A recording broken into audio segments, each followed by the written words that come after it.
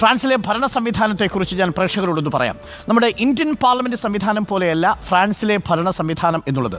ഇവിടെ പ്രധാനമന്ത്രിക്കാണ് കൂടുതൽ അധികാരമെങ്കിൽ, അഥവാ യഥാർത്ഥത്തിലുള്ള എക്സിക്യൂട്ടീവ്, റിയൽ എക്സിക്യൂട്ടീവ് എന്നുള്ളത് പ്രധാനമന്ത്രിയാണെങ്കിൽ, അവിടെ ഫ്രാൻസിനെ സംബന്ധിച്ചിടത്തോളം അത് പ്രസിഡൻ്റാണ് പ്രധാനപ്പെട്ട എല്ലാ അധികാരങ്ങളും കൈകാര്യം ചെയ്യുന്നത്.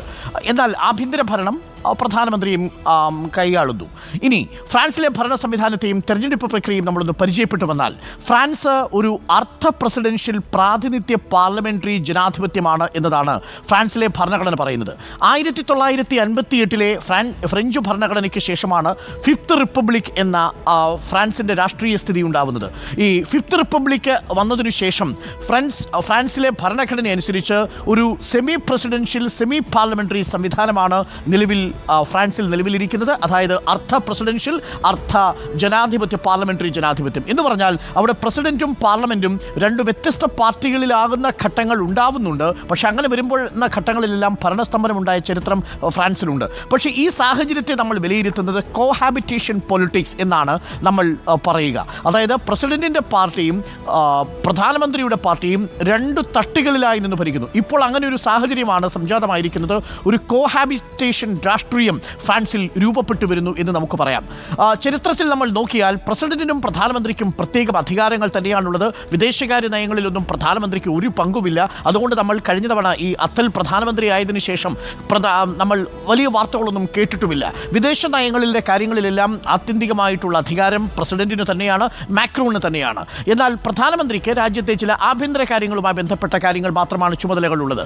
പ്രസിഡന്റും പ്രധാനമന്ത്രിയും വ്യത്യസ്ത പാർട്ടിക്കാരായിരിക്കുന്നത് കേവലം 3 തവണ മാത്രമാണ് 1958 മുതൽ ഇതുവരെയുള്ള കാലയളവിൽ. പക്ഷേ ഈ തിരഞ്ഞെടുപ്പിലെ ഫലം യഥാർത്ഥത്തിൽ ഫ്രാൻസിന് തിരിച്ചടിയാകാൻ പോകുന്നത് ഇമ്മാനുവൽ മാക്രോണിൻ്റെ പാർട്ടി, എൻസെമ്പിൾ പാർട്ടി എന്ന് പറയും, ടുഗദർ അലയൻസ് എന്ന് പറയുന്ന ഒരു വലിയ അലയൻസ് ആണ്.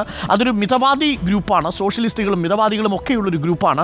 ആ ഇമ്മാനുവൽ മാക്രോണിൻ്റെ പാർട്ടിയിൽ നിന്നാണ് ഗബ്രിയേൽ അത്തൽ ഇപ്പോഴത്തെ പ്രധാനമന്ത്രിയുള്ളത്. പക്ഷേ ഈ തെരഞ്ഞെടുപ്പോടുകൂടി ആ പ്രധാനമന്ത്രി പോകും. ഇമ്മാനുവൽ പ്രസിഡന്റിൻ്റെ പാർട്ടിക്ക് ഭൂരിപക്ഷം കിട്ടാത്തതുകൊണ്ട് പ്രധാനമന്ത്രിയായി വരിക ഇടതുപക്ഷത്തിൽ നിന്നുള്ള ഒരു അംഗമായിരിക്കും എന്നുള്ളതാണ്. അങ്ങനെയാണെങ്കിൽ 4ാമത്തെ തവണ പ്രസിഡന്റും പ്രധാനമന്ത്രിയും 2 പാർട്ടികളിലാകുന്നു എന്ന വിശേഷം ഫ്രാൻസിലുണ്ടാവുന്നു. അതിൻ്റെ അർത്ഥം ഒരു കോഹാബിറ്റേഷൻ പൊളിറ്റിക്സ് ആണ് വരാൻ പോകുന്നത് എന്നതാണ്. മറ്റൊരു പ്രധാനപ്പെട്ട കാര്യം, ഇമ്മാനുവൽ മാക്രോൺ ഇപ്പോൾ പരമോന്നത പദവിയിൽ തുടരുന്ന പ്രസിഡന്റാണ്. പ്രസിഡന്റിനെ സംബന്ധിച്ച് രാജിവെക്കേണ്ട ആവശ്യം നിലവിലത്തെ സാഹചര്യത്തിലില്ല. പ്രസിഡന്റിന് പ്രസിഡന്റായിട്ട് തുടരാം, ഇമ്മാനുവൽ മാക്രോൺ തുടരുകയും ചെയ്യാം. എന്നാൽ ഇമ്മാനുവൽ മാക്രോൺ നിയമിച്ച ഇമ്മാനുവൽ മാക്രോണിൻ്റെ പാർട്ടിയിൽ നിന്നുള്ള പ്രധാനമന്ത്രിക്ക് രാജിവെക്കേണ്ടി വരും. 2022 ഇമ്മാനുവൽ മാക്രോണിനെ തിരഞ്ഞെടുക്കുന്നത്. 2027 വരെ കാലാവധിയുണ്ട്. ഇമ്മാനുവൽ മാക്രോണിൻ്റെ രാഷ്ട്രീയം നമ്മൾ പരിശോധിക്കുകയാണെങ്കിൽ സോഷ്യലിസ്റ്റ് പാർട്ടി വിട്ട് മിതവാദി പാർട്ടി രൂപീകരിച്ചാണ് ഇമ്മാനുവൽ മാക്രോൺ ഫ്രാൻസിൻ്റെ രാഷ്ട്രീയ ഗതി തന്നെ മാറ്റിമറിച്ചത്. കൂടുതൽ അധികാരങ്ങളും ഫിഫ്ത്ത് റിപ്പബ്ലിക് അനുസരിച്ച് ഫ്രാൻസിൽ പ്രസിഡന്റിനാണ് ഉള്ളത്. വിദേശകാര്യം, പ്രതിരോധം, സാമ്പത്തികം എന്നിവയുടെ എല്ലാ കൈകാര്യങ്ങളും പ്രസിഡന്റാണ്. ഇത് കഴിച്ചുള്ള അപ്രധാനമായ വകുപ്പുകൾ മാത്രമാണ് പ്രധാനമന്ത്രി കൈകാര്യം ചെയ്യുക. മറ്റൊരു നേതാവ്, അതായത് പ്രധാനമന്ത്രി ഗബ്രിയേൽ അത്താലാണ്. ഗബ്രിയേൽ അത്താൽ ഇമ്മാനുവൽ മാക്രോണിൻ്റെ വിശ്വസ്തനാണ് എന്നാണ് അറിയപ്പെടുന്നത്. എന്തായാലും ഗബ്രിയേൽ അത്താലിനെ ആഭ്യന്തര ഭരണം ഏൽപ്പിക്കുമ്പോൾ പ്രധാനമന്ത്രി പദത്തിലേക്ക് പ്രസിഡന്റ് തിരഞ്ഞെടുക്കുന്നത് കഴിഞ്ഞ ജനുവരിയിലാണ്.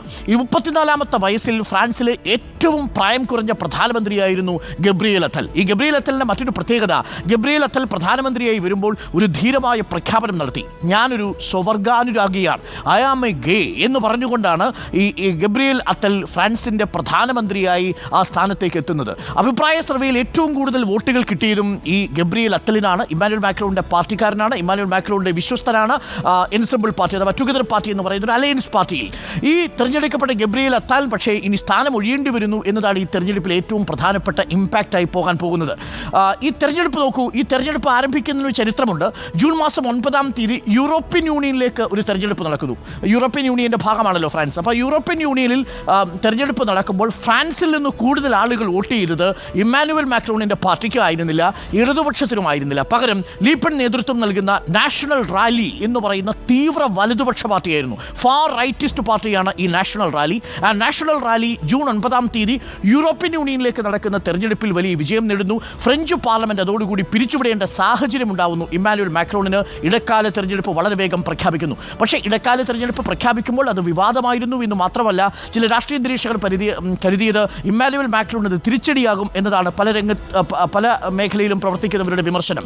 ഇനി പാർലമെന്റിൽ നിലവിലുള്ള ചിത്രം ഒന്ന് നോക്കൂ. മൊത്തം അംഗങ്ങൾ ഫ്രഞ്ച് പാർലമെന്റിലുള്ളത് 577 അംഗങ്ങളാണ്. ഇതിൽ കേവല ഭൂരിപക്ഷത്തിന് വേണ്ടത് 289 സീറ്റുകളിൽ വിജയിക്കണം കേവല ഭൂരിപക്ഷം നേടാൻ. നിലവിൽ ഒന്നാം ഘട്ടത്തിൻ്റെ റിസൾട്ട് മാത്രമാണ് പൂർണ്ണമായും എത്തിയിരിക്കുന്നത്. രണ്ടാം ഘട്ടത്തിൻ്റെ റിസൾട്ടാണ് ഇപ്പോൾ വന്നുകൊണ്ടിരിക്കുന്നത്. ഒന്നാം ഘട്ടം ജൂൺ 30 തീയതിയാണ് തെരഞ്ഞെടുപ്പ് നടന്നത്. ഒന്നാം ഘട്ടത്തിലെ തെരഞ്ഞെടുപ്പിൽ പക്ഷേ തീവ്ര വലതുപക്ഷ പാർട്ടി യൂറോപ്യൻ യൂണിയനിലേക്ക് നടന്ന തെരഞ്ഞെടുപ്പ് പോലെ തന്നെ വലിയ വിജയം നേടിയിരുന്നു. 33% വോട്ടുകളാണ് ഒന്നാം ഘട്ടത്തിൽ തീവ്ര വലതുപക്ഷ പാർട്ടിയായ നാഷണൽ റാലി നേടിയത്. ന്യൂ പോപ്പുലർ ഫ്രണ്ട് എന്ന ഇടതുപക്ഷം, NPF എന്ന ഇടതുപക്ഷം അന്ന് തീവ്ര വലതുപക്ഷ പാർട്ടിക്ക് പിന്നിലായിരുന്നു. 27.99% ടുഗദർ മാക്രോയുടെ സഖ്യം എൻസെമ്പിൾ അലയൻസ് എന്ന് പറയുന്ന പാർട്ടി 20.04% നേടി മൂന്നാം സ്ഥാനത്തായിരുന്നു. എന്നാൽ ഇപ്പോൾ പുറത്തു വരുന്ന രണ്ടാം ഘട്ട തിരഞ്ഞെടുപ്പിന്റെ ചിത്രത്തിൽ അന്ന് ഒന്നാം ഘട്ടത്തിൽ ഒന്നാം സ്ഥാനത്തെത്തിയ നാഷണൽ റാലി മൂന്നാം സ്ഥാനത്തേക്ക് പോവുകയും രണ്ടാം സ്ഥാനത്തുണ്ടായിരുന്ന ന്യൂ പോപ്പുലർ ഫ്രണ്ട് രണ്ടാം ഘട്ടത്തിൽ അടിച്ചു കയറി ഒന്നാം സ്ഥാനത്തേക്ക് വരികയും ചെയ്തു.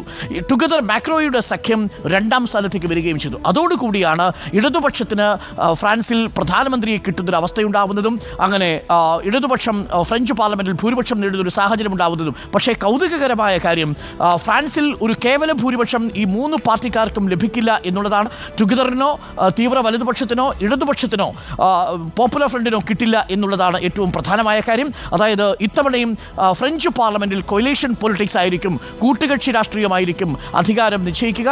അതിൽ ഇനി ആരുടെ പിന്തുണ ആർക്കൊക്കെ ലഭിക്കുമെന്നതാണ് നമുക്കറിയേണ്ടത്. തീർച്ചയായിട്ടും തീവ്ര വലതുപക്ഷം ഇടതുപക്ഷത്തിന് ഒരു തരത്തിലുള്ള പിന്തുണയും നൽകാനുള്ള സാധ്യതയില്ല എന്നതാണ് നമ്മൾ മനസ്സിലാക്കുന്നത്. അപ്പോൾ ഇതാണ് ഇപ്പോഴുള്ള ചിത്രം.